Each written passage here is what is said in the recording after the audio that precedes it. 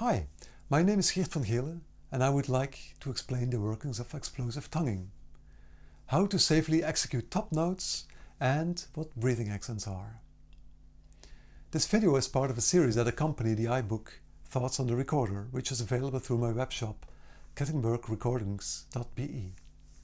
You can find a link in the description, and I've also included a clickable link at the end of this video if you want to learn more about it. When you have mastered the generic tonguings, you are ready to add the aspirated variants to both the T and the D to further develop our vocabulary. These attacks of the tongue are solely created by air apparent in the oral cavity. Let me describe them by what they are not. They are not attacks that are created with breath pressure coming from the lungs.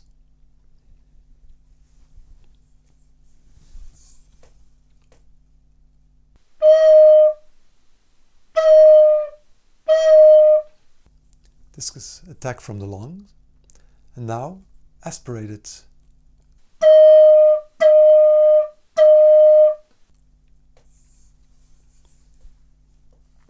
To practice these explosive attacks, you can start by making use of the same tongue position as for the do. For now, we put the recorder aside and practice while producing vocal sounds. We want to create an attack that will be more compressed in order to create a stronger attack. This compressing of the breath happens, or shall I say, should happen, solely with the breath stored in the mouth. Often students on first attempts will try and produce a to sound with a puff coming from the lungs. To, to, to. If this happens, try blocking off your breathing by closing off your throat. And you can do this by first saying the vowel ah, and while producing the ah sound, you stop the sound by closing off your throat. Ah, ah. Mind you, your lips and your tongue are totally passive at this point. Your throat is now closed off with no air passing from the lungs, and with a closed throat you can now focus on the T consonant. Compare both D and T and try to execute both with a clear difference. Ah.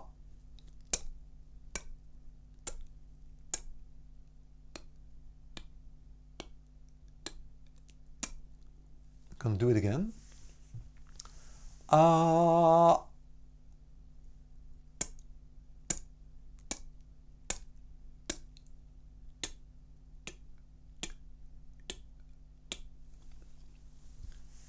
Now you can work on evolving your articulation from the softest D till the hardest T possible.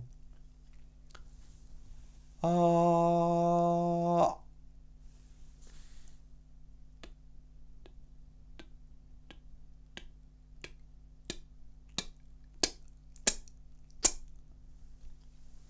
Remember to check that no air is passing through your throat. A helpful hint for checking this: keep one hand on your chest and one hand on your belly while practicing this. If you feel anything moving in your chest or belly, you are engaging your lungs, which means your throat is not closing off the air properly. When you are able to cope with this, you are more than halfway. Now we will connect the explosive articulations to the breath. This is a bit tricky. First, produce an oral cavity articulation with the breath cut off, as we've done just before, and then have it followed immediately by an U sound of the breath. You will notice that there is a distinct stop between the two when the throat opens up. Ah, U, U. I'll do it again with the ah sound and ah,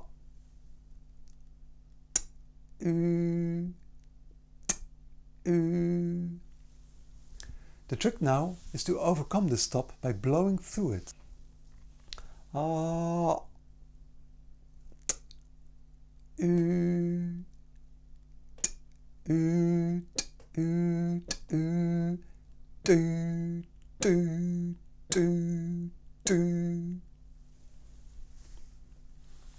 When you have mastered this, you are now ready to develop this further by practicing on the recorder. Start with a do as soft as possible, and by repeating increasingly, making only the attack stronger.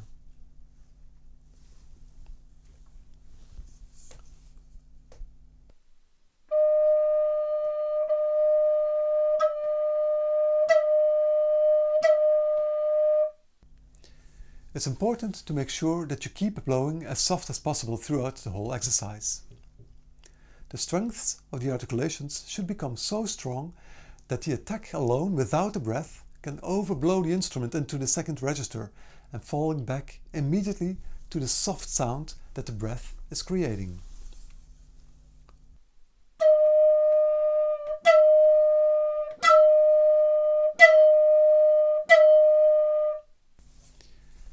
You can now also extend this exercise and apply the same system for double tonguing, incorporating explosive Qs or tls.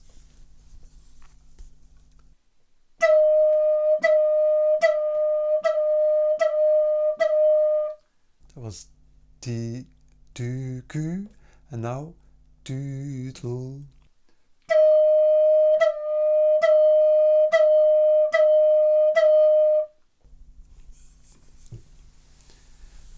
Having such a vast array of articulation possibilities at hand, you will be provided with all the tools necessary for interpreting any type of music, no matter how difficult the piece or in which style it is composed in.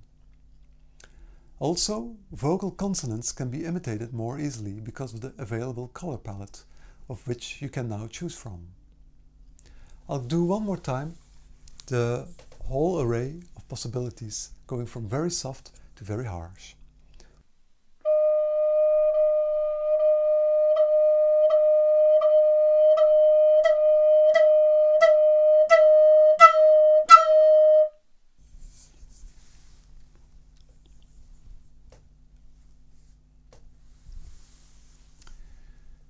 Top notes can be executed more easily and more precisely with the just described technique of explosive tonguing, because of the fact that with this technique both attack and breath pressure can be adjusted independently. Since this technique of adjusting the breath pressure is described in the next part of this video, I will start by describing a good starting technique. As a rule of thumb, pun intended, it is good practice to start with the ideal thumb position, which is slightly bent inward, so that your thumb and your fingers cradle around an imaginary egg. Now, make sure you don't push on your thumb when executing the top notes. Experiment with the breath pressure and the attack of the tongue individually. In other words, try blowing softer and louder while you maintain a steady attack of the tongue.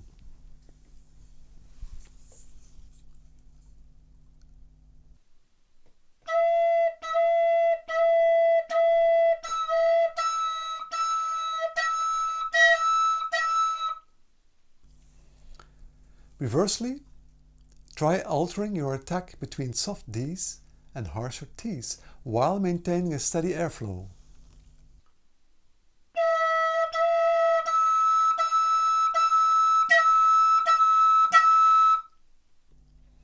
See what gives the best result. I would have liked to be able to write down a foolproof method for executing top notes, but fact is that every recorder reacts differently, and you will have to adjust to the specific needs of each and every recorder. For instance, the opening which is needed for the thumb hole may vary sometimes. Sometimes you may need just a thin sliver as an opening. Sometimes, often the case with good copies of originals, you can get away with exactly a half hole. Please be wary of playing hissy top notes. A hissy note will ruin your recorder.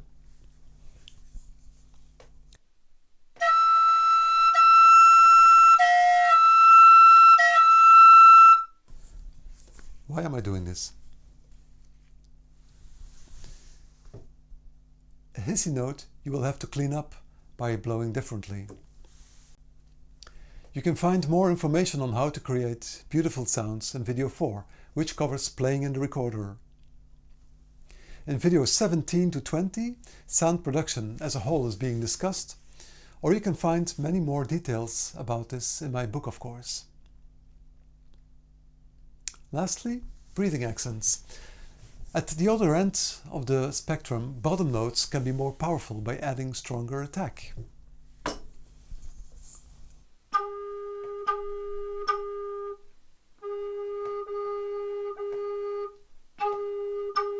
While at the same time you blow softly, as described with explosive tonguings. This effect can be amplified even more when adding a bit of breath impulse right after the attack. The result is, in a sense, an accent.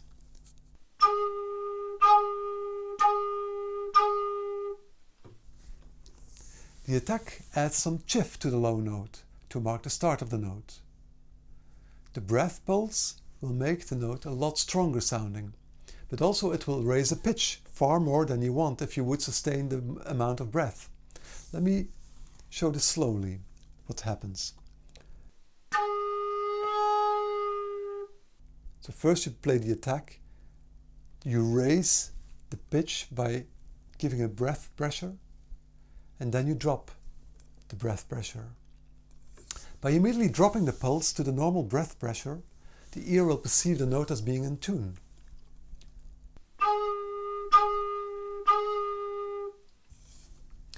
It's necessary to add the breath pulse after the attack, because before you can blow up the sound must already be there.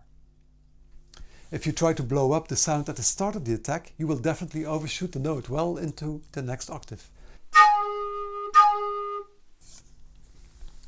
Needless to say that this technique of adding a breath impulse or breath accent is perfectly usable also without an exaggerated attack or a chiff, and can also be used very successfully throughout the entire range of the recorder, with or without extra attack.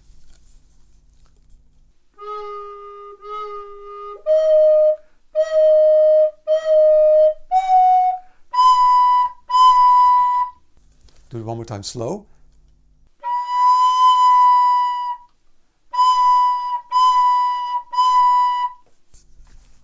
The best way to control the breath pulse is by activating the diaphragm. The workings of the diaphragm are being described in video 18 on sound production. That's all for now. If you follow the link, you can watch the next video in which I will give some exercises in order to achieve a higher level of speed as an advanced player. This video is also part of the advanced techniques section of the iBook. Thanks for watching and see you next time.